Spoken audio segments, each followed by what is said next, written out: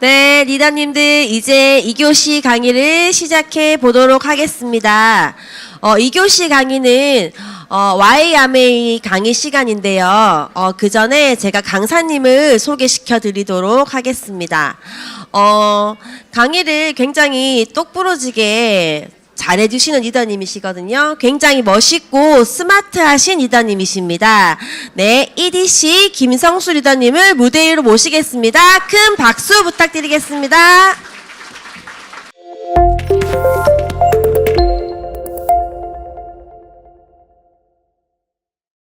네, 반갑습니다. 방금 소개받은 수석대학원도 김성수입니다.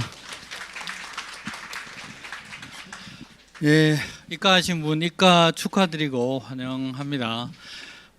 울산은 움직일 수가 없어서 이렇게 오늘 첫 입가시네요. 반갑습니다. 시간이 많이 없는 관계로 바로 시작하겠습니다. 제 소개 잠깐 해드리고요. 시작하겠습니다. 저 아메이 한지 18년 전직 은행원, 지금 아메이만 끝입니다. 됐죠. 자, 오늘 입가하신 분들은 조금 어색하시고 조금 불편하실 수도 있는데 저 역시 불편한 건 마찬가지니까 서로 좀 불편한 사람끼리 잘 좀 시간 진행할 수 있도록 하면 좋겠습니다. 첫 시간에 우리 Q&A 들었고요. 오늘 제가 그 다음 시간에 이어서 해드릴 이야기는 이제 아메이에 대해서 조금 간략하게 1시간 정도 이야기를 해드리도록 하겠습니다.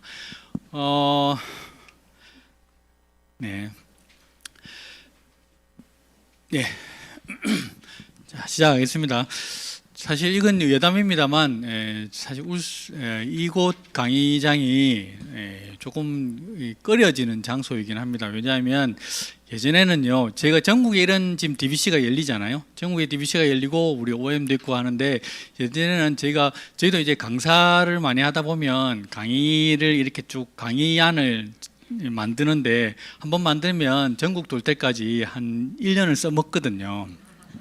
그런데 울산만 오면 이게 이 온라인의 힘이 진짜 커서 이게 다 퍼져서 울산만 오고 나면 강의를 수정을 다시 해야 돼요. 그래서 사실 엄청 울산요 이렇게 됩니다. 이러면 강의에 울산요 이렇게 됩니다. 네, 이렇게 하는데 오늘도 아마 그런 시간을 또 보내겠네요. 자, 여러분 개미와 배짱이 동화 아시죠? 결말이 어떻게 끝나는지 혹시 기억나세요? 저기 보신 것처럼 개미와 배짱이 모두, 우리 배짱이는 여름에 놀고 개미는 여름에 열심히 일하다가 겨울에 먹을 게 없어서 배짱이가 개미집을 찾아가죠. 그러면 이제 개미가 먹을 걸 나눠주고 서로 행복하게 살았다는 게 결말인데, 요즘 이 결말에 대해서 여러 가지의 결말이, 새로운 결말들이 나오는 거 혹시 아세요? 들어보셨어요? 일본 개미는요, 이렇게 끝났다고 합니다. 여러분, 제가 하나 여쭤볼게요. 혹시 부자들, 사람이 이렇게 죽는 원인들이 많잖아요. 여러 가지 병명으로 죽는데, 부자들한테 결코 일어나지 않는 병이 하나 있어요. 병명이. 그게 과로사입니다. 결국 과로사는 누가 과로하냐 하면 부자들이 아닌 일반적인 사람들이 열심히 일하다가 과로사로 죽기도 한다는 거죠. 제가 은행 다닐 때 저도 그런 경험이 한 번 있습니다. 제가 은행 다닐 때 직원이었는데 30대 후반이었는데 자다가 사망했어요. 그래서 이제 기숙사에서 자다가 사망했는데, 이게 이제 산재가 되냐 안 되냐 이런 일로 참 말이 많았는데, 그래서 이게 과로사는 그런 부분이 있는 것 같습니다. 그래서 일본판 개미는 개미가 과로사로 사망했다는 거고요. 미국판 개미의 결말도 있습니다. 개미와 배짱의 결말은 배짱이가 노래를 너무 잘해가지고 그걸로 돈을 많이 번 거죠. 그래서 순회 공연을 다니면서 겨울마다 이렇게 공연을 하면서 돈을 많이 벌어들인다는 이런 결말도 있습니다. 러시아판 개미와 배짱이도 있는데요. 조금 우울합니다. 러시아판 개미와 배짱이는 너무 추워가지고 먹을 걸 다 먹고 나서 결국 개미와 배짱이 다 굶어 죽었다는 거죠. 우리나라판 개미와 배짱이 요즘 결말이 좀 바뀌었는데 혹시 들어보신 거 있으세요? 여름에 놀던 배짱이가 겨울에 개미집을 찾아가죠. 그럼 개미가 뭐라고 하냐 그러면, 먹을 게 없어서 이제 찾아봤구나 이렇게 얘기하잖아요. 그래서 배짱이가 그래, 안 그래도 그래서 이 집 월세를 좀 올려받아야겠어 이렇게 얘기하는 거죠. 그래서 이제는 개미는 겨울에도 일해야 된다. 이제 이런 일이 생기죠. 자, 이게 사실 우리나라, 좀 분위기만 안 되죠? 이게 우리나라의 지금 이제 새 시대를 반영하는 거예요. 우리 여기 계신 분들 다들 월세 같은 수입 다들 원하시잖아요. 보통 모든 여성분들의 로망이 월세 받는 여자잖아요. 저희 집에도 월세 받고 싶어하는 놈이 한 놈 있습니다. 두 놈이네요. 아들 둘이니까. 엄마 아빠가 정말 존경스럽다고 이야기를 해서 왜 존경스럽냐 하니까 출근 안 해서 존경스럽다고 해요. 지금 사실 젊은 사람들 사실 뭐 이건 MZ만의 특징은 아닐 겁니다만 사실 대표적이긴 한데 일하는 건 정말 싫어하는데 따박따박 나오는 돈은 필요한 사람들, 원하는 사람들이 요즘 젊은 사람들이 그런 사람들이 정말 많습니다. 그래서 그게 쉽게 말하면 우리가 이야기하고 있는 건물에서 나오는 월세 같은 수입, 그런 수입을 사실 많은 사람들이 지금 원하고 있다는 거죠. 그래서 이건 한 사람 두 사람만의 특징이 아니고 대부분의 사람들이 지금 이런 수입을 원해요. 그래서 왜 이런 일이 생겼을까? 왜 이런 일이 생겼을까요? 생각을 해보면 옛날만큼 뭔가 일하면서 버는 돈에 있어서 뭔가 가치가 조금 달라지지 않았나는 생각이 들어요. 그 가장 중심에 있는 게 지금 이제 우리가 잘 지금 느끼고 있는 인공지능, AI 이쪽이죠. 그래서 AI 시대, 우리가 사실 AI 시대가 지금 이제 도래해서 그 시대를 살고 있지만 그냥 편리하기만 하다고 느끼는 그 이면에 우리의 친한 심지어는 가족 또는 이웃 또는 친구들이 그걸로 인해서 대체되고 있다는 사실에 대해서 우리가 한 번은 인지를 해봐야 되는 부분이 있습니다. 요즘 사실 AI나 그냥 AI 통틀어서 AI라고 하지만 기계들로 인해서 대체되는 직업들이 정말 많이 생겨나고 있잖아요. 그래서 그런 부분들이 사실 우리는 인지해야 되는 부분인데, 자, 그런데 그러면 AI가 다가오게 되면, 점점 발전하게 되면 이게 과연 위기인가 기회인가, 이 부분을 한번 생각해 봐야 되겠죠. 무조건 위기이기만 할까, 아니면 기회인 경우도 있을까 생각해 보면 조금 우리가 좀 재밌는 부분이 있습니다. AI가 기회인 사람들이 있어요. 자, AI를 가지고 AI를 기회로 잡는 사람들은 도대체 어떤 사람들일까요? 자, 직원을 기계로 대체하면 누가 이득을 볼까? 한번 생각해 봐야 되겠죠. 누가 이득을 볼까요? 예? 여보세요? 누가 이득을 볼까요? 예, 소유한 사람들이 이득을 보겠죠. 뭔가 고용주들이 이득을 보지 않겠습니까? 그래서 AI가 기회인 사람들도 반드시 있을 거라는 거죠. 그러면 나는 AI에 인해서 대체되는 사람인가, 아니면 나는 AI를 통해서 뭔가 기회를 잡을 수 있을 것인가를 한번 고민해 봐야 되는 부분이죠. 자, 그런데 재밌는 사실을 보면 직업별 AI 노출 지수라고 있는데, 지금 AI에 의해서 대체될 가능성이 높은 직업들이라고 보면 되겠습니다. 재밌는 게 있죠. 1번이 첫 번째가 뭐라고 돼 있어요? 보이시나요? 예, 의사, 한의사, 전문의, 건축가, 수의사, 회계사, 판사, 검사, 변호사. 어떤 직업들입니까? 시간당 페이가 높은 직업들이죠. 다시 말해서 전문용어로 부가가치가 높다, 생산성이 높다라고 합니다. 그런데 이게 사실 우리가 선망하는 직업들이었잖아요, 그죠? 그래서 어쩌면 우리가 앞으로의 시대적인 흐름에 대해서 우리가 생각하는 직업의 관점을 완전히 바꿔야 되지 않나 하는 생각이 들어요. 왜 간호사보다 의사가 더 많이 대체될 확률이 높을까? 한번 우리가 생각해 보면 되겠죠. 의사가 주된 업무가 뭐라고 생각하세요? 물론 수술하고 하는 부분도 있겠지만 의사의 주된 업무는 사실 판독이고 진단입니다. 근데 그런 부분에 AI가 훨씬 더 월등히 높다는 거고요. 간호사의 주된 업무는 환자 케어죠. 그래서 주사 놓고 혈압 재고 이런 부분인데, 그런 부분들이 생산성이 떨어지기 때문에 다 고용주의 입장에서 어느 쪽을 대체하는 게 훨씬 더 이득을 많이 보자는 거죠. 그래서 의사 쪽을 하고 이렇게 되는 겁니다. 그러면 다시 말해서 AI에 의해서 대체할 필요가 없는 직업들도 존재하겠죠. 생산성이 낮은 것들은 굳이 대체할 필요가 없다는 거예요. 어떤 직업들이 있을까요?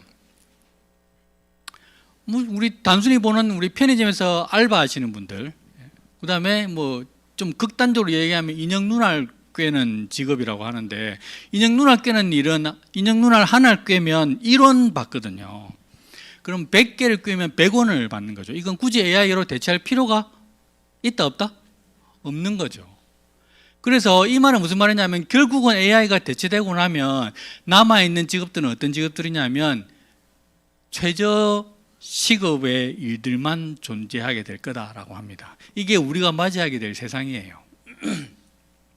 자, 그래서 우리는 이것 때문에 뭔가 지금 다른 대안이 필요하다라는 거죠. 그래서 많은 사람들이 사실은 걱정을 하고 합니다. 자, 그런데 물론 국가에서도 이야기를 하죠. 미래를 책임질 수 있는 건 연금밖에 없다라는 그런 이상한 소리를 하고 있지만 사실 우리는 이게 대안이 되지 못한다는 것을 이제 피부로 사실 느끼고 있습니다. 2058년이 되면 국민연금관리공단에서 아무것도 하지 않고 지금 이대로만 계속 있는다면 2058년에 국민연금이 고갈된다고 되어 있습니다. 그래서 이 고갈되는 걸 막기 위해서 국민연금관리공단도 이런저런 엄한 행동을 다 하죠. 그래서 투자도 하고 그리고 연금 수가도 올리고 그리고 안 낸 사람들한테 독촉도 하고 합니다. 요즘 독촉 받으시는 분이 꽤 있다 하더라고요. 그래서 이게 국민연금관리공단도 뭔가 자구책을 마련하려고 하는데 어쨌거나 지금 현재 관리공단 우리 국민연금만 믿고 있을 수는 없다라는 거죠.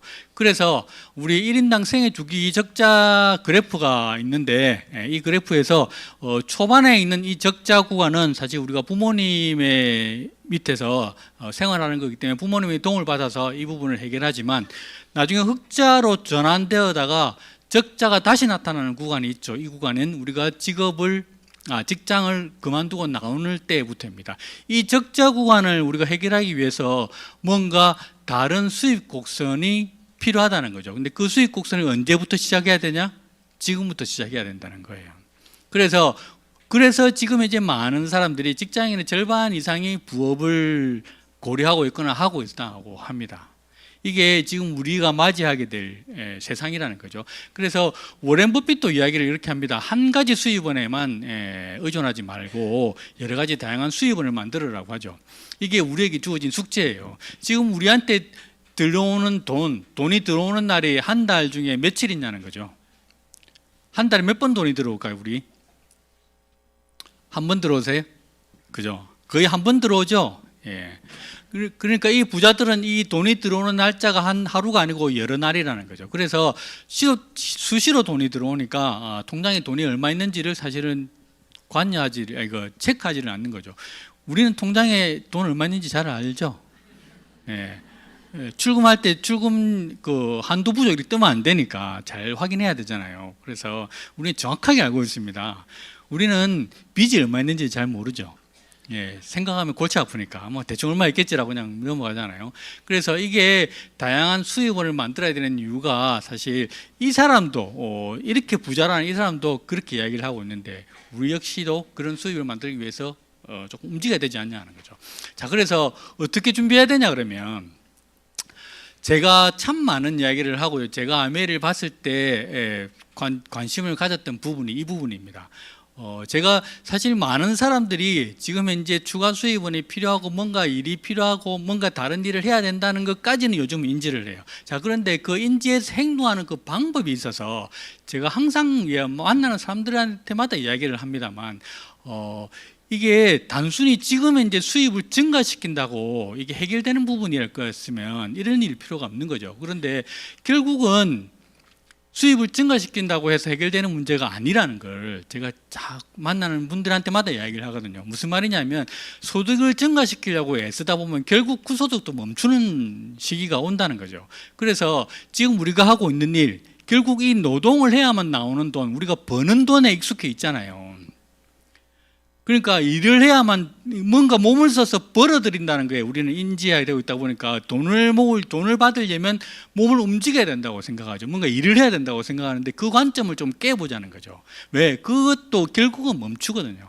이게 노동이나 시간을 통해서 돈을 벌어들이는 일은 노동을 멈추거나 시간을 쓰지 않으면 결국은 멈춰요. 우리 지금 요즘 몇 살까지 산다고 하는데 여러분 몇 살까지 사실 것 같아요? 지금 여기 연세가 좀 있으신 분도 있는데 지금 요즘 장례식장 가보면 거기 장례식장에 그 고인들 나이를 보면 대부분 80대입니다. 요즘 나이. 근데 그럼 제가 지금 이제 신이 넘었는데 신 하나인데 제가 죽을 때쯤이면 전 100살까지는 가뿐히 통과하지 않겠어요? 그러면 앞으로 지금 60세이신 분들도 최저로 잡아도 30년에서 40년을 살아야 되는데 이 기간 동안 노동을 할 수 있는 시간이 과연 그때까지 내가 노동을 할 수 있겠냐는 거죠. 결국은 그 이외에 다른 일들이 필요한데 그게 이쪽에 있는 면으로는 해결이 되지 않는다는 거죠. 그래서 소득을 증가시키는 게 아니라 새로운 형태의 소득을 추구해야 되는 게 그게 제가 이야기해 드리려고 하는 오늘의 주제입니다. 그래서 새로운 형태의 소득은 어떤 거냐 하면 노동이 돈을 만들어내는 것이 아니라 우리가 돈을 버는 일을 하는 것이 아니라 뭔가 새로운 형태, 어떠한 형태를 가진 무언가가 돈을 만들어내는 게 필요한데 그걸 우리는 시스템이라고 이야기하는 거죠. 그래서 이 시스템이라는 의미는 정말 이렇게 큰 의미를 가지는데 우리가 국소적으로 이야기하면 아주 국한되게 이야기하면 여러분이 잘 아시는 제일 처음에 이야기했던 월세 받는 여자, 거기서 시스템은 뭘까요? 건물이겠죠. 예, 건물이라는 시스템이 돈을 만들어내잖아요. 그건 노동력이 투입되지 않아도 만들어내는 거기 때문에 그런 시스템이 필요하다는 거죠. 그래서 건물이 아니더라도 어떤 돈을 현금을 만들어내는 시스템을 내가 만들 수만 있다면 그 시스템을 가지고 있는 한 나는 죽을 때까지 그 시스템에서 나오는 돈으로 내 미래를, 내 노후를 보낼 수 있다는 거죠. 그래서 그걸 찾고 내가 만드는 것에 집중해야 되는 부분입니다. 왜냐하면 그건 짠 하고 만들어지는 게 아니거든요. 지금부터 준비해서 차곡차곡 만들어 가야 되는 부분이에요. 그래서 이 시스템이 돈을 만들어낸다는 것은 정말 중요한데 제가 아메를 통해서 봤던 건 아메가 이 시스템을 만들 수 있더라는 거죠. 그래서 노동을 투입하지 않아도 매달 따박따박 나오는 돈이 만들어지더라는 거죠. 이것만 여러분이 오늘 눈치만 채신다면 지금부터 시작해서라도 꾸준히 만들어 가실 수 있다고 저는 봅니다. 그래서 이걸 어디서 만들어내냐? 간단합니다. 아메이가 가장 쉬운 거는 가장 좋은 건 뭐냐 하면 이 시스템을 만드는 데 있어서 특별한 능력이나 자원이 필요하지 않더라는 거죠. 그냥 우리 집에서 쓰는 생필품, 오늘 제가 잠깐 집에서 쓰는 생필품을 적었어요. 이 생필품 목록들 중에서 오늘 돌아가셔서 오늘 지금 아메를 알아보시는 분들께서는 돌아가셔서 이 중에서 우리 집에 있는 걸 한번 동그라미를 쳐서 한번 브랜드가 뭔지를 한번 보시기 바랍니다. 이 많은 브랜드가 있어요. 이 브랜드를 여러분이 다 구매해서 매달 사용하고 계신다고요. 그런데 이 브랜드가 가지수가 정말 다양하게 있습니다. 그런데 이 다양한 브랜드를 아메이라는 브랜드로 하나를 몰아서 구매를 하게 되면 결국 그게 나의 수입이 되더라는 거죠. 왜? 자본주의는 누군가의 소비는 누군가의 수입이 되거든요. 그래서 내가 쓰는 소비가 나한테 들어오는 매출이 된다면 그건 내 매출에 의해서 내가 뭔가 매달 들어오는 현금을 만들어낼 수 있다는 거죠. 그래서 이렇게 해서 아메이로 브랜드를 전부 다 바꾸는 것이 사실 아메이의 시작이라고 보시면 되겠어요. 물론 이렇게 하는 회사가 아메이밖에 없냐? 아니야, 많습니다. 우리나라에 등록되어 있는 이런 네트워크 마케팅 다단계 업체들이 등록된 것만 80개고요. 등록 안 된 것까지 치면 300개가 넘어요. 그런데 왜 그 중에서 아메이가 좋으냐 하면 그 부분은 제가 조금 이따가 설명드리겠습니다. 이렇게 많은 제품들이 있다는 거죠. 그래서 왜 아메이가 좋으냐? 왜 아메이를 해야 되는데 그 부분은 제가 아메이를 알아보면서 가장 흥미롭게 봤던 부분인데 아메이가 만들어진 생필품 회사지만 아메이가 만들어진 그 목적이 조금 달랐어요. 제가 경영을 전공하고 은행 근무하면서 저도 처음에 아메이를 받아들이는 시기가 있었지 않겠습니까? 그때 아메이를 받아들이면서 제 나름대로 아메이에 대해서 조금 연구나 조사를 많이 했었어요. 그래서 3개월 정도 이렇게 조사하는 기간을 가졌는데 제 은행원이라는 직위를 이용해서 그 신용평가, 재무제표 이런 것들을 쫙 다 뽑아가지고 한국아메이 재무제표를 봤던 기억이 있습니다. 그렇게 보고 재무제표 구조 이런 거 보면서 그리고 창업자분이 쓰신 책도 읽고 그리고 그 역사도 보면서 봤는데 제일 흥미로웠던 부분이 아메이가 만들어진 목적이 조금 다르더라는 거죠. 보통 회사를 만드는 목적은 첫 번째가 이윤 추구입니다. 돈 벌려고 만드는 거죠. 그런데 아메이가 만들어진 목적이 돈 벌려고 만들어진 목적이 아니었다는 게 제일 흥미로웠어요. 그래서 그러다 보니까 아메이의 창립 이념이 닦고 쪼이고 기름치자 이런 것들이 아니고 그냥 진짜 누군가가 이 사업을 통해서 뭔가 자립하고 싶다면 그 기회를 주는 것이 이 회사의 창업 이념이었어요. 그래서 항상 사람 중심이었고 같이 하는 사람들에게 기회를 주고자 하는 일들을 많이 했던 거죠. 그래서 돈 버는 목적이 아니라는 것은 뭘 보면 알 수 있냐 그러면 아메이에서 판매되는 제품이나 이런 정책들을 보면 알 수 있어요. 계속 그런 이야기를 해드릴 텐데, 여러분 최근에 우리 정수기 새로운 정수기가 나왔죠. 여보세요. 네. 예, 새로운 정수기가 나왔죠. 한 번씩 이렇게 깨워드리려고. 예, 새로운 정수기가 나왔습니다. 그런데 그럼 기존 정수기는 어떻게 됐어요? 없어졌죠. 왜 없었을까요? 기존 정수기 성능이 안 좋아서 없앴을까요? 그럼 왜 없앴을까요? 기존 정수기 105만 원이었고 지금 새로운 정수기 158만 원이잖아요. 가격 차이 많이 나는데 두 개 같이 팔면 안 되나? 그러면 돈이 조금 부족한 사람들은 기존 거 사면 되잖아요. 두 개 같이 팔면 되잖아. 근데 왜 두 개 같이 안 팔죠? 왜 그럴까요? 그 생각 한 번도 안 해보셨어요? 무조건 바뀌니까 바뀌는 값 때려고 하신 거예요? 여러분 정수기 모델이 하나밖에 없는, 정수기 판매하는 회사 중에 정수기 모델이 하나밖에 없는 회사가 아메이밖에 없습니다. 뭐 웅진, 뭐 청호, 뭐 이런 데 다 들어가봐도 모델 정말 많아요. 근데 왜 아메이는 하나밖에 없을까요? 그런 생각 아무도 안 해보셨어요? 뭐 가격이 다르고 하다는 것은 성능이 다르다는 거겠죠. 가격이 비싸면 성능이 그만큼 더 좋겠죠. 그러면 돈이 없으면 성능 조금 떨어진 거 사야 되고, 돈이 많으면 좋은 거 사면 되겠죠. 그래서 많이 팔려면 두 개를 같이 팔면 되잖아요. 그런데 많이 파는 게 목적이 아니고 일단 제일 좋은 것만 무조건 줘서 좋은 물 먹게 하겠다는 목적이면 굳이 옛날 걸 팔 필요가 없는 거죠. 돈 벌 목적이 아니니까. 그래서 하나만 파는 거예요. 그래서 이런 것들이 이상한 형태가 이해가 된다는 말이에요. 그게 사람 중심의 철학이었기 때문에 가능하다는 거죠. 그래서 항상 사람을 생각하고 인간을 생각하고 환경을 생각하는 기업이다라고 보시면 됩니다. 이건 어디서 볼 수 있냐면 이 창립자분이 쓰신 이 책 두 권 중에 오늘 입가하신 분들께서는 제가 추천드리는 첫 번째 책입니다. 이 두 권 중에 한 권은 꼭 읽어보셨으면 좋겠어요. 사실 더불어 사는 자본주의, 이 책이, 이 제목이 정말 저는 참 번역을 잘했다고 생각하는데, 역설적인 두 가지의 단어가 들어가 있죠. 더불어 산다와 자본주의. 사실 우리가 아는 자본주의는 무한 경쟁에 오로지 승자만, 1인자만 살아남는 게 자본주의라고 생각하는데, 더불어 산다라고 돼 있잖아요. 근데 사실 이 개념은 2000년도 후반에 2008년도에 금융위기 일어나면서부터, 그때부터 사실 일어나기 시작한 움직임이에요. 그래서 모두가 함께 잘 사는 자본주의를 추구하는데, 재밌는 게 이 책이 언제 나온지 아세요? 1970년대에 나왔어요. 그때부터 창업자분은 함께 잘 사는 자본주의를 한 거죠. 그래서 혼자만의 성공보다 다 같이 잘 사는 사회를 만들고 싶다라는 게 창업하신 분들의 생각입니다. 그래서 이 책 두 권 중에 한 권은 저는 꼭 읽어보시라고 말씀드리고 싶습니다. 자, 두 번째, 왜 아메이가 좋으냐? 환경과 인간에게 진짜 진심으로 대하는 기업이다라고 보시면 되겠어요. 자, 환경과 인간. 사실 인간을 위하는 기업, 환경을 위하는 기업 있을 수 있습니다. 그런데 이 두 가지를 다 같이 이룬다는 것은 이게 쉽지 않아요. 이게 미국 뉴트라이트의 카탈로그에 붙어 있는 마크들입니다. 이렇게 많은 인증 마크들이 있는데 심지어 우리나라보다 훨씬 많아요. 왜냐하면 우리나라에는 법 자체가 없어서 인증 마크를 붙이지 못하는 것들이 많거든요. 그래서 뭐 GMO나 뭐 채식주의, 비건, 뭐 유제품이나 이런 인공색소 안 한다는 이런 부분들은 사실 아메이가 누가 이렇게 시키지 않았는데도 아메이가 지키는 철학이에요. 그래서 인간을 생각하고 환경을 생각한다는 부분이죠. 그래서 그런 철학을 가지고 원료부터 직접 재배해서 제품을 만들고 있습니다. 자, 그런데 환경을 생각한다는 건 뭘까요?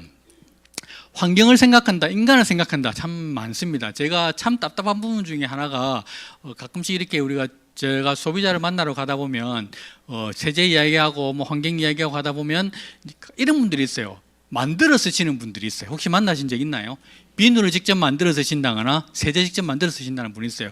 제가 그런 분 볼 때마다 정말 답답합니다. 그래서 제가 여기까지 나오는 걸 참고 좋은 말로 이야기해 드립니다. 그렇게 하지 마시라고. 왜냐하면 한 가지만 알고 하나는 알고 둘은 모르는 분들, 모르는 경우라는 거죠.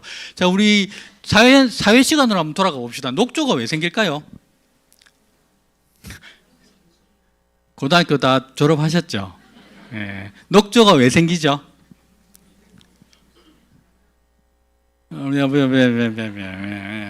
녹조가 왜 생기냐면 플랑크톤이 많아서 녹조가 생기잖아요. 그럼 플랑크톤은 왜 많아져요?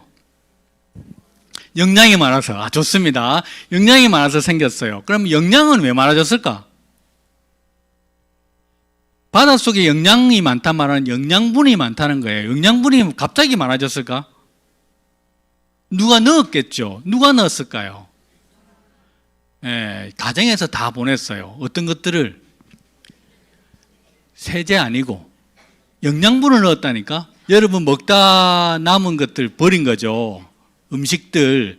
근데 음식들 요즘 다 음식 쓰레기 분리수거 하시죠? 그런데 세제로 해서 만들어지는 것들이 있어요. 그게 뭐냐면 세제를 만들었을 때 뭘로 만들었냐면 90% 이상이 베이킹 파우더 또는 밀가루, 식초 이런 걸로 만듭니다. 이게 뭐냐면 다 영양분이에요. 그래서 그걸 세제로 만들어서 자기는 합성 안 쓰고 좋지. 세제 만들어서 자기가 합성 안 쓰고 좋지. 근데 그걸 물로 다 보내면 그거 다 영양분이에요. 그래서 영양분이 많아지면 먹이가 많으니까 플랑크톤이 많아지고 플랑크톤이 많아지면 개들이 호흡을 하니까 산소가 부족해지고 그래서 물고기가 죽습니다. 이해되시죠? 자, 그런데 궁금증이 있네. 새는 왜 죽었을까요? 여러분, 새가 왜 죽었을까요? 새는 바닷물이나 이렇게 강 위에 내려앉았다가 다시 날아가죠. 왜 새는 날개가 젖질 않을까요? 새는 코팅이 되어 있어요. 날개가 뭘로 되어 있다? 기름으로 코팅이 되어 있어요. 그래서 새 날개는 젖질 않기 때문에 날아가는데, 자, 우리 세제는 무슨 성분이냐면 기름을 벗기는 거예요. 그죠? 그래서 새 날개 코팅을 벗겨버리죠. 그래서 새 날개가 젖어요. 그래서 날지 못해 죽는 거죠. 그래서 당신이 만들어 쓴 세제가 새를 죽였어요 라고 제가 이야기를 하는 거죠. 그래서 만들어 쓰시는 거 하지 마시라. 그러면 깜짝 놀랍니다. 그래요? 이렇게 이야기를 하거든요. 여러분, 세제 만드는 회사에 연구원들이 얼마나 많은데 그 사람들이 밀가루 이런 거 몰라서 안 쓰겠어요? 다 압니다. 그래서 안 쓰는 이유는 이런 것 때문에 그런 거죠. 그래서 차라리 그거보다 아메이 세제를 쓰시는 게 환경을 보호하는 데 일조하는 길이라고 제가 말씀을 드립니다. 그래서 만들어서 질문하는데 꼭 이야기해 주셨으면 좋겠습니다. 됐죠? 자, 그래서 이게 환경과 인간을 같이 생각한다라고 보시면 되겠어요. 이거 저희 집에 있는 강아지입니다. 진짜 이쁜데요. 비숑이거든요. 근데 이쁜데 진짜 이 안타까운 점이 있었어요.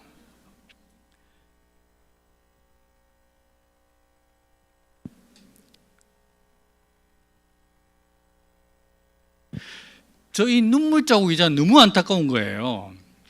새하얀데 눈 밑에만 새까맸던 거죠. 그래서 처음에 2개월 때인가 이렇게 이제 저희가 입양을 해가지고 키우는데 한 3, 4년 지났나? 근데도 저 눈물 자국이 제가 좋다는 것은 다 해봤어요. 뭐 개 눈물 사료, 뭐 약 먹여보고, 뭐 간식 끊어야 된다 해서 간식 끊어보고 다 해봤는데 안 됐어요.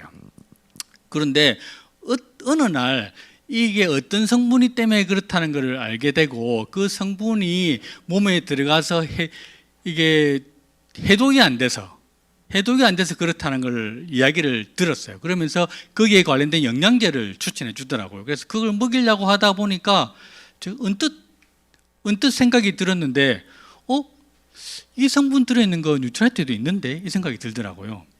그래서 제가 뉴트라이트를 먹였어요.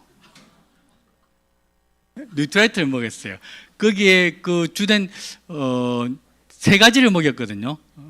유산균하고 그다음에 카로틴하고 그다음에 그 성분 들어있는 그 한 가지 궁금하죠? 네, 제일 마지막 이야기 드릴 거예요.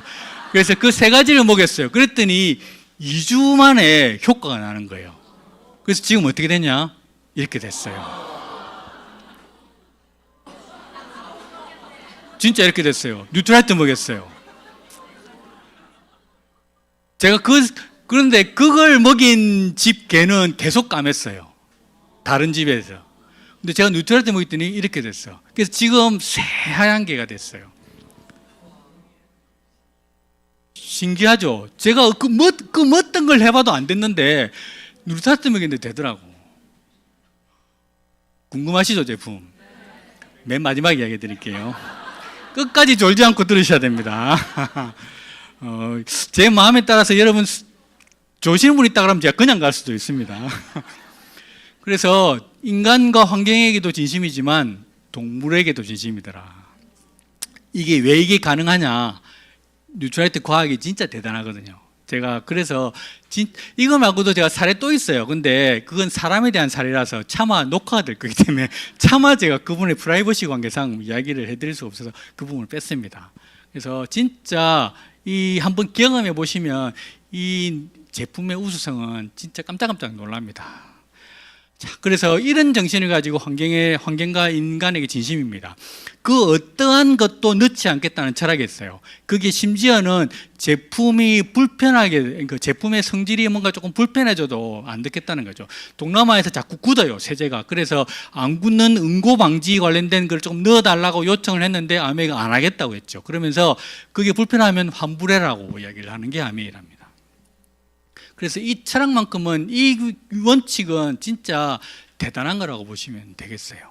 그리고 이 인증 마크 2개, 사실 우리는 잘 모르지만 미국에서는 상당히 인정해 주는 마크입니다.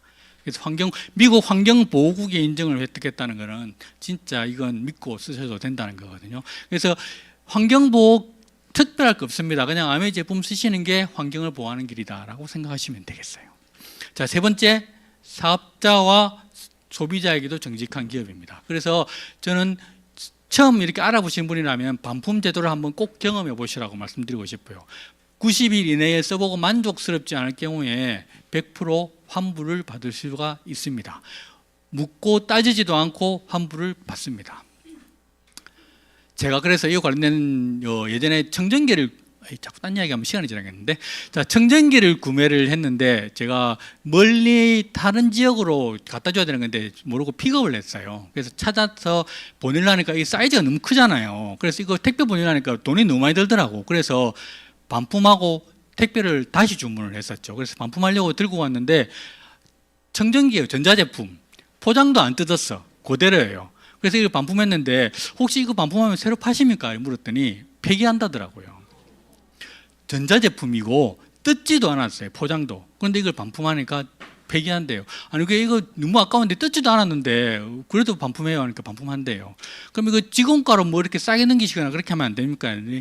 예전에는 직원가로 넘겼는데 그래서 직원들 사이에서 말이 나와가지고 나는 직원가로 싸게 샀다 이런 말들이 이제 돌아가지고 ABO들이 제소를 해서 이제 그렇게 안 한다고 하더라고요.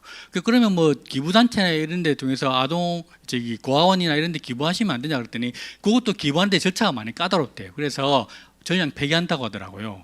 그래서 진짜 아깝잖아요. 그래서 제가 그 직원한테 물었죠. 어디서 폐기하는지.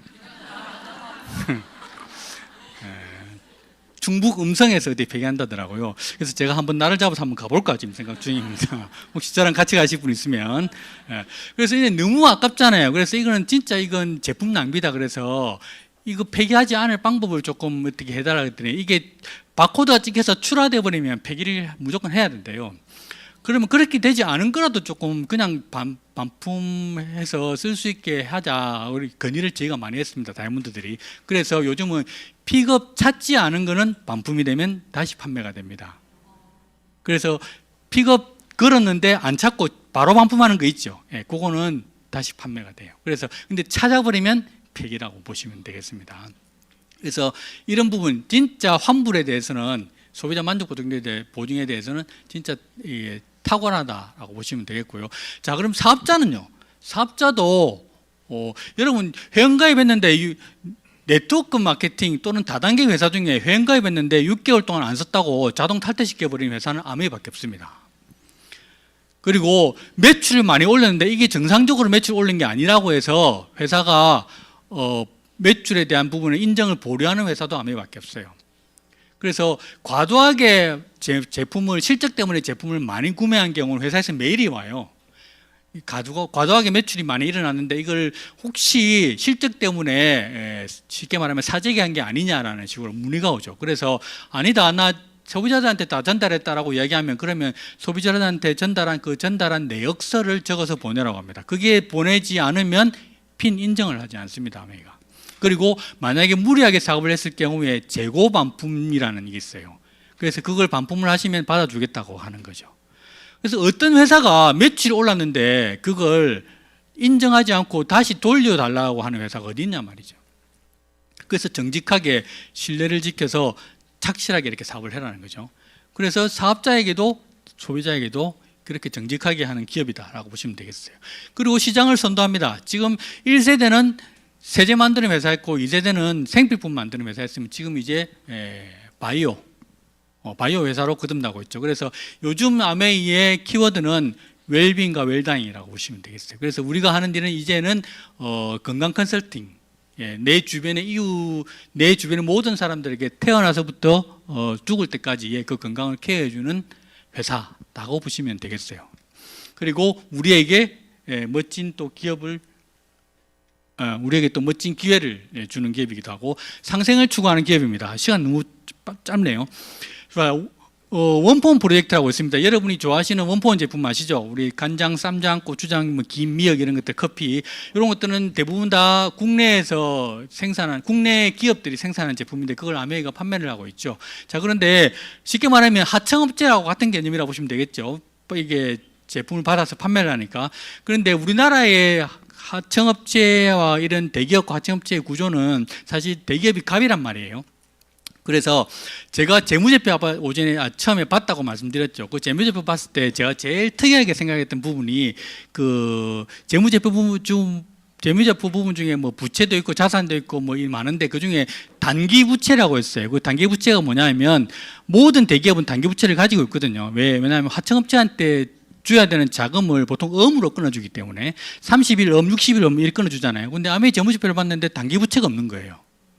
그래서 아메이도 하청업체가 있는 걸 봤는데 단기 부채가 없어서 제가 물어봤더니 원포원 기업에게 전액 현금 결제한다고 되어 있습니다.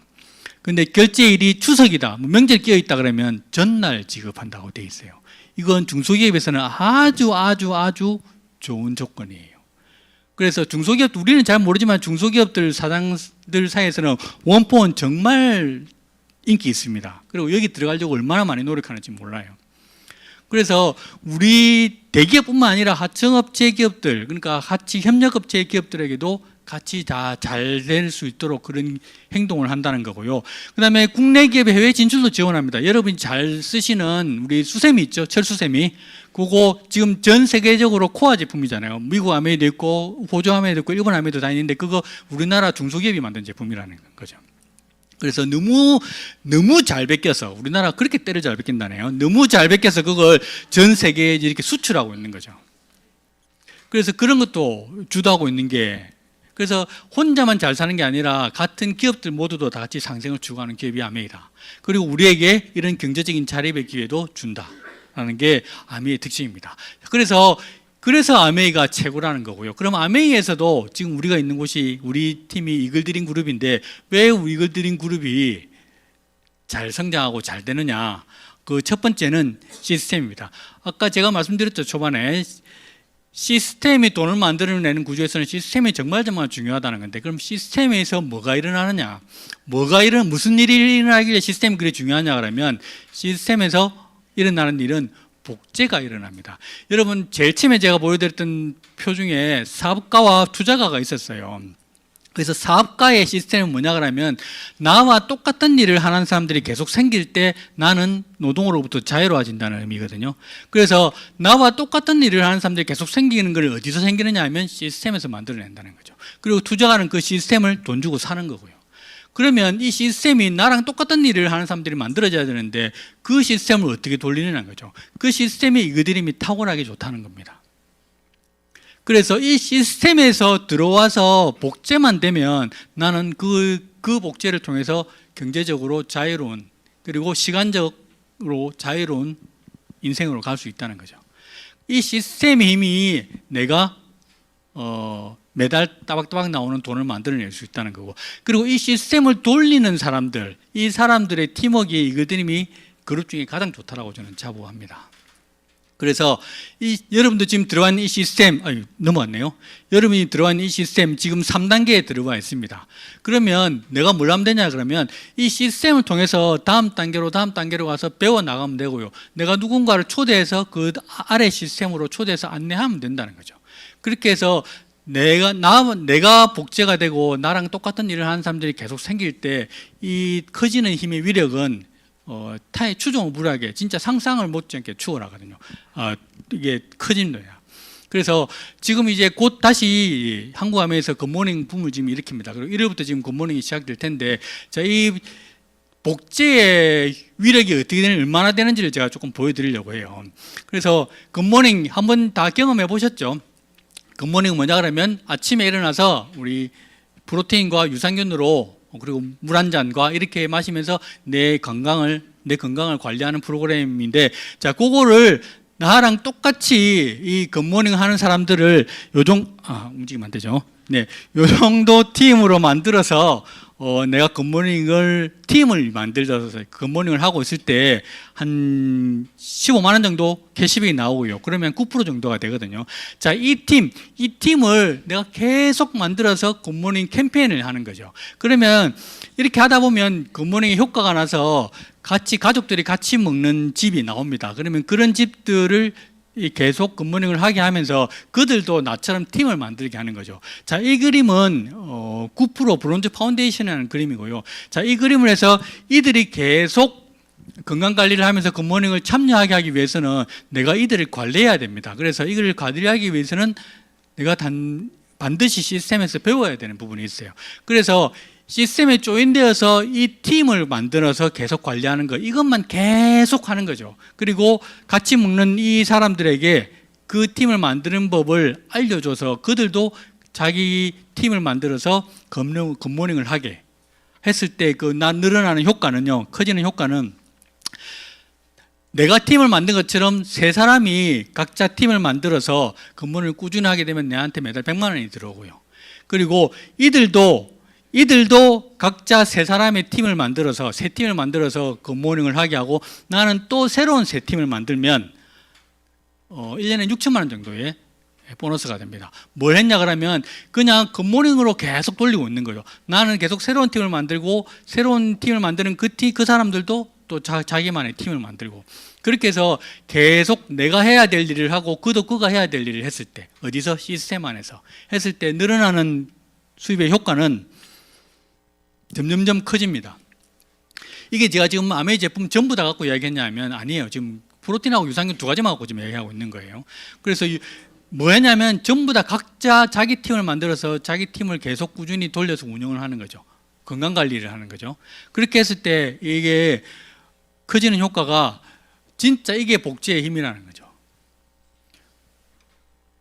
이렇게 커집니다.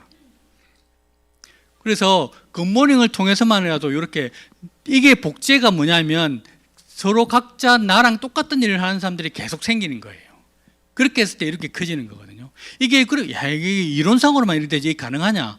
가능해요. 이렇게 만들어진 사례가 있으니까. 7년 만에 이거보다 더 많은 수입을 벌어들이는 분이 있단 말이에요. 그래서 이건 충분히 가능한 플랜입니다. 그리고 다시 한국아메이 전체에서 이 플랜을 시작을 할 거고요. 그래서 좋은 기회에 지금 딱 들어오셨고요. 이걸 한번 배워서 한번 도전해 보시면 좋을 것 같습니다. 제가 추천해 드릴 두 번째 책입니다. 우리가 성공, 목표 이런 거 상당히, 사실 목표를 잡고 달려가는 거 정말 중요하죠. 그런데 오늘은 제가 또 다른 이야기를 해드릴 건데 그 과정에 대한 부분을 이야기를 해드릴 거예요. 그래서 거기에 대한 영상을 잠깐 보시도록 하겠습니다. 자신의 분야에서 성공한 사람들은 매일 일정한 루틴을 만들어 어김없이 이를 지키며 생활합니다. 루틴은 우리 머릿속 갈등의 요소를 줄이고 선택의 재화를 낭비하지 않게 만듭니다. 반복적이고 지루해 보이지만 사실 탁월한 결과를 이끌어냅니다.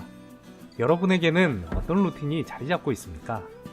나의 삶을 윤택하고 열매 맺게 하는 루틴입니까? 아니면 나의 삶을 무질서하게 무너뜨리는 루틴입니까? 1. 루틴은 왜 중요할까요? 자신만의 루틴이 완성되면 그 일은 더 이상 고민할 필요 없이 자연스럽게 해야 하는 일로 바뀝니다. 미세한 성과가 눈에 보이기 시작하면 더는 자신과 타협하지 않게 됩니다.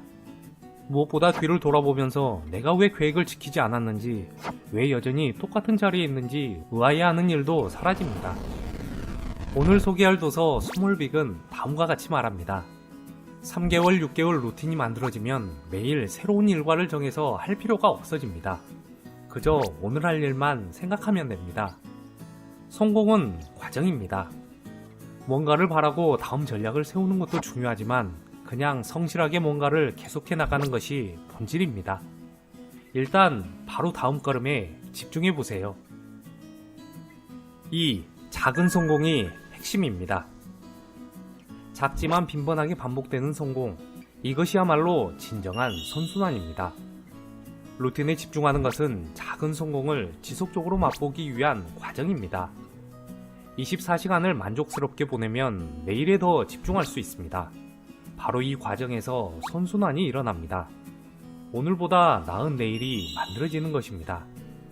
작은 성공은 동기부여와 자신감으로 이어지고 당연히 내가 하는 다른 일에도 긍정적인 영향을 끼치게 됩니다. 스스로 얻어낸 작은 성공은 최고의 동기부여 도구입니다. 그 성공이 주는 느낌은 엄청난 에너지를 불어넣어 줍니다. 꿈이나 희망사항이 아닌 현실, 그것도 자신이 직접 만든 작은 현실을 토대로 하기 때문입니다. 작은 성공을 맛보면 진전이 있을 것입니다. 이제 좀 더 먼 거리를 달리거나 좀 더 무거운 중량을 들어올릴 수 있습니다. 아주 조금이라도 목표에 몇 걸음 가까워졌을 것입니다. 3. 사람들은 과정을 이겨내지 못한다. 사람들이 뭔가를 시작하지 않는 가장 큰 이유는 모든 단계와 이정표가 확실하게 정해진 포괄적이고 대대적인 계획부터 세운 다음에 첫걸음을 내딛어야 한다고 생각하기 때문입니다. 그런 계획이 없으니 시작조차 하지 않는 것입니다. 이글스의 기타리스트 조월 씨는 다큐멘터리 이글스의 역사에서 이렇게 말합니다. 살다 보면 무정부 상태의 혼란과 우연한 사건, 그리고 서로 상관없는 일들이 격돌하며 이런저런 상황을 만듭니다. 그러면 도대체 무슨 일이 벌어지는지 파악하지 못할 정도로 압도당하게 되죠. 하지만 나중에 돌아보면 모든 것이 정교하게 만들어진 소설처럼 보여요. 물론 당시에는 그렇게 보이지 않지만. 프로야구 선수 이치로는 다음과 같이 말합니다. 나는 자신과의 약속을 한 번도 어긴 적이 없습니다. 그는 철저히 과정을 즐겼습니다. 뉴욕 양키스 시절 팀 동료인 CC 사바시아는 이치로는 시즌이 끝난 다음 날하고 크리스마스만 쉬고 매일 훈련한다며 혀를 내두른 바 있습니다. 1년 365일 중 2일을 제외하고 363일을 훈련한다는 얘기입니다. 이치로는 그런 삶을 30년 넘게 유지해왔습니다. 성공은 나중에 뒤돌아보아야만 필연적이었음을 알 수 있습니다. 그저 나중에 돌이켜보면 완벽해 보일 뿐입니다. 4. 목표는 최대한 잊어버리세요. 목표를 정한 다음에는 목표 자체는 최대한 잊어버려야 합니다. 물론 구체적인 목표가 있어야만 합니다. 그런데 왜 지금은 잊어야만 하는 걸까요? 현 시점에서 바라보는 목표가 너무 멀리 있기 때문입니다. 시작점에서 목표 지점이 너무 멀면 나와는 상관없는 일이 되며 포기하고 싶은 마음이 먼저 듭니다. 예컨대 체중 20kg 줄이는 것이 목표인데 이번 주에 500g 밖에 줄지 않았다면 얼마나 기운이 빠질까요? 그래서 일단 목표는 최대한 잊어버려야 하는 것입니다. 대신 무엇보다 목표를 하루 일과에 녹여내는 시스템을 만드는 과정이 필요합니다. 불가능해 보이는 목표 자체는 일단 잊어버리고 전적으로 과정에만 집중하는 것입니다. 목표에서 의미를 찾는 것은 불가능합니다. 간혹 운이 좋아서 중간에 의미 있는 목표가 달성될 수도 있지만 되게 성공적인 결과물은 하루하루가 쌓여 생기기 마련입니다. 끝으로 성공한 사람과 그렇지 못한 사람들의 결정적인 차이는 무엇이었을까요? 그들은 불확실함을 제쳐두고 행동을 합니다. 정말 중요한 것은 이것뿐입니다. 자신이 없다면 그저 조용히 과정에만 집중해 보세요. 자신만의 루틴을 삶에 정착시켜 보세요. 시간이 지날수록 당신이 원하는 것이 손에 들려 있을 것이며 분명 하나 이상의 특별한 존재가 되어 있을 것입니다. 자, 이게 성공에 대한 방법이라고 저는 생각합니다.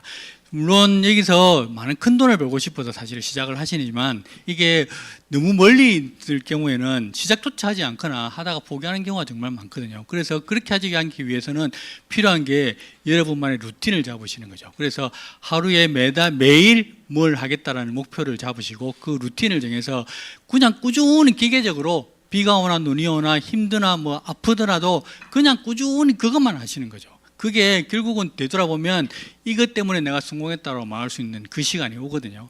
그래서 제가 지금 이 자리까지 와서 지금 되돌아보면 잘된 날도 있었고 안 된 날도 있었어요. 그리고 어떻게 보면 잘된 날보다 안 된 것 같은 날이 더 많았어요. 그럼에도 불구하고 제가 했던 거는 그냥 해야 될 일을 묵묵히 했다는 거죠. 그래서 제가 요즘 항상 많이 합니다. 최선을 다하겠다는 말을 저는 그다지 좋아하지는 않습니다. 최선을 다하겠다는 말보다 해야 될 일을 하겠다는 게 저는 중요하다고 생각하거든요. 그래서 오늘 루틴을 잡으시고 그 루틴에 대해서 그냥 꾸준히 해나가는 그 시간을 3년에서 5년만 해보신다면 분명히 여러분의 성공은 여러분 눈앞에 있을 거라고 생각합니다. 다 같이 꼭 성공한 자리에서 만나뵀으면 좋겠고요. 수료 꼭 하시고 또 다른 미팅장에서 또 뵈었으면 좋겠습니다. 감사합니다. 마치겠습니다.